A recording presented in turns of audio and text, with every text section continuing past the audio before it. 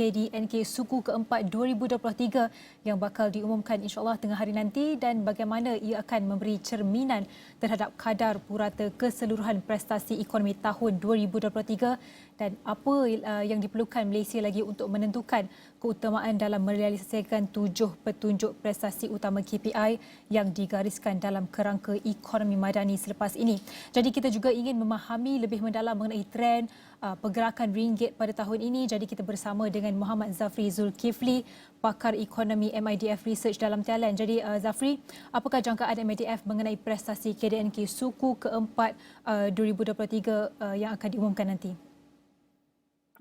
Bagi suku keempat 2023, MIDF menjangkakan kadar KDNK dicatatkan pada 34%, iaitu sama dengan jangkaan awal yang dikeluarkan oleh Department Statistik.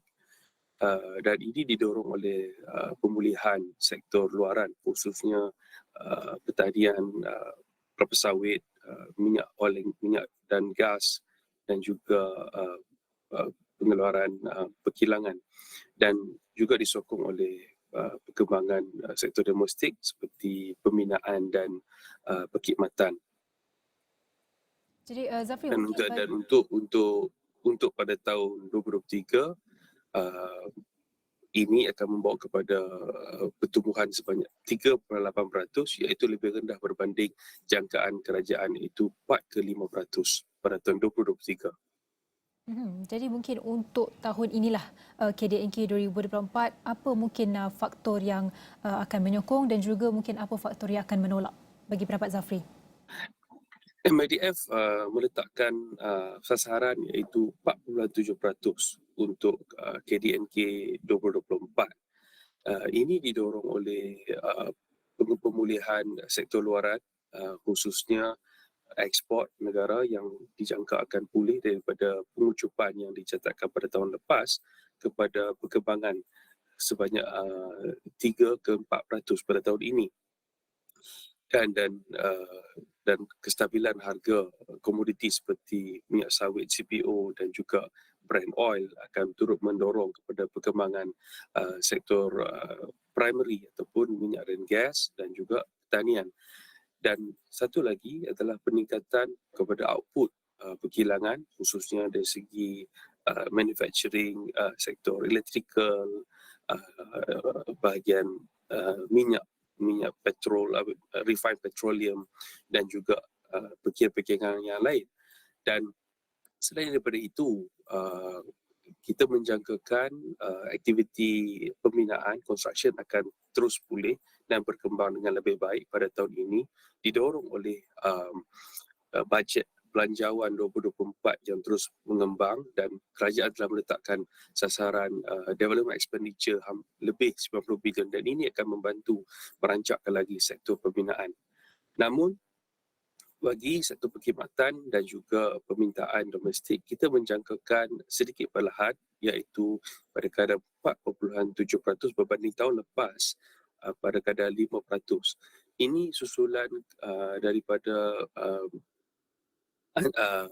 unjuran inflasi yang dijangkakan lebih tinggi pada tahun ini akibat daripada pengenalan subsidi bersasar yang akan mengakibatkan kenaikan harga barang. Jadi oleh itu ini akan memperlahankan sedikit perbelanjaan isi rumah dan juga perbelanjaan swasta, dan dia akan melibatkan sekali dengan sektor perkhidmatan. Secara keseluruhan, ekonomi Malaysia akan terus berkembang dan kita meletakkan sasaran 4.7% bagi tahun 2024. Dan seperti yang Zafri katakan tadi, KDNK dijangka lebih baik pada tahun ini dan juga jangkaan untuk tahun lepas juga telah disebutkan seperti Zafri tadi ialah 3.4%. Jadi mungkin adakah trend yang sama akan berlaku untuk pergerakan ringgit atau bagaimana? Pergerakan ringgit didorong oleh keputusan dasar monetary Amerika Syarikat yang seperti umum kita tahu. Dan berdasarkan kenyataan Bank Pusat Amerika Syarikat, dijangka akan melakukan pemotongan kadar pinjaman iaitu daripada 55% hingga ke 45% pada tahun ini, dan pemotongan pertama dijangkakan berlaku pada Jun tahun ini dan seterusnya. Jadi dengan pemotongan kadar pinjaman di Amerika Syarikat ini akan membawa kepada kekuatan ringgit dan juga mata wang asing yang lain. Tapi ingin saya perincikan lagi mengenai ringgit. Ada isu-isu struktur yang lain yang terkait dengan ringgit. Kita tidak akan dapat melihat ringgit kembali ke 3 bawah 4 dalam masa terdekat. Hal ini kerana antara masalah struktur yang ada pada ringgit adalah kita boleh lihat dari segi current account surplus kita makin kecil. Sejak tahun 2012, current account surplus berbanding dengan KDNK telah dicatatkan bawah 10% ataupun single digit. Dan data terkini setakat 9 bulan pertama 2023 dicatatkan pada 1.7% current account surplus berbanding kadar KDNK. Dan faktor kedua, kalau kita melihat dari segi travel account ataupun aktiviti pelancongan, dia telah menurun sejak 2015, dan datang pandemik dia telah merencatkan lagi aktiviti itu perdagangan pelancongan negara. Dan setakat bulan 11 tahun lepas, pelancongan negara, foreign tourist yang datang ke sini adalah setakat 70% berbanding tahun 2019. Jadi masih ada ruang untuk pulih untuk sektor pelancongan.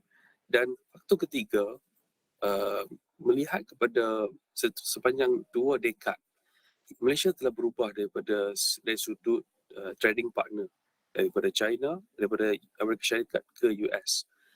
China pada tahun 2005 kita hanya berdagang sebanyak 6.6% daripada ekspor kita hanya ke China.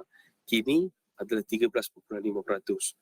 Sama juga seperti Amerika Syarikat, 2005 kita berdagang hampir 20% daripada ekspor.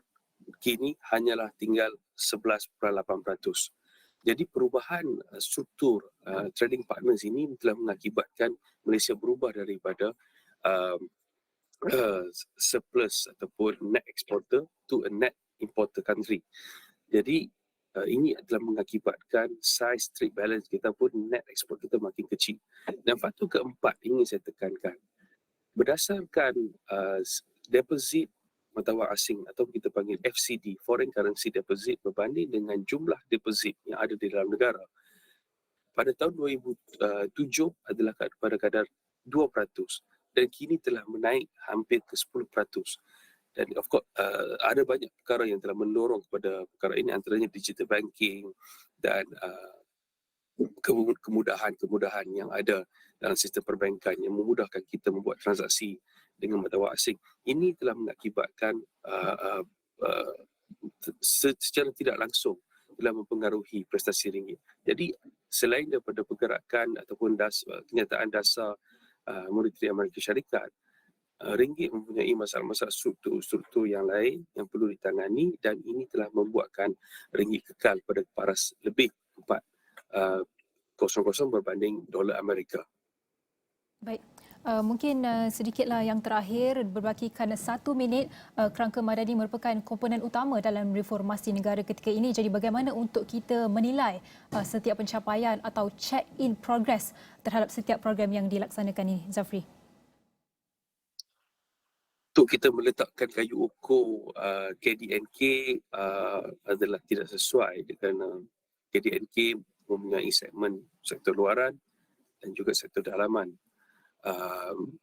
Kerangka madani mungkin boleh merancangkan lagi aktiviti dalaman, tapi KDNK ini dipengaruhi oleh faktor luar. Namun dari segi lihat pada kerangka madani, dia menetapkan beberapa target yang untuk jangka masa yang panjang, umpamanya pelibatan wanita dalam sektor pekerjaan, dan juga untuk meningkatkan mutu ekonomi dengan perubahan struktur dalam ekspor negara, antaranya sektor elektrikal, semikonduktor sebagai contoh. untuk bergerak daripada the low end to the high end. Ini mengambil masa yang panjang. Jadi untuk melihat kepada untuk mengukur kerangka madari ini perlu mengambil pelbagai faktor dan penilaian yang lebih mendalam. Antaranya kita perlu lihat dari segi sudut struktur, contohnya tadi saya sebut dalam masa 3 tahun yang akan datang, apakah ada kenaikan dari segi pelibatan wanita dalam sektor pekerjaan. Kita boleh measure dari segi employment ratio dan juga dari segi value added yang ada dalam sektor manufacturing, untuk kita lihat bagaimana perubahan polisi khususnya daripada NIMP dan juga NETA telah mengubah struktur ekonomi negara, dan ini perlu dilihat secara lebih detail. Antaranya adalah melalui value added measure berbanding dengan hanya melihat pada KDNK negara. Baik, terima kasih diucapkan kepada Muhammad Zafri Zulkifli, pakar ekonomi MIDF Research. Jadi kita sama-samakan nanti pengumuman untuk prestasi KDNK suku keempat 2023, adakah ia menepati sasaran penganalisis. Jadi kita akan sama nantikan selepas ini.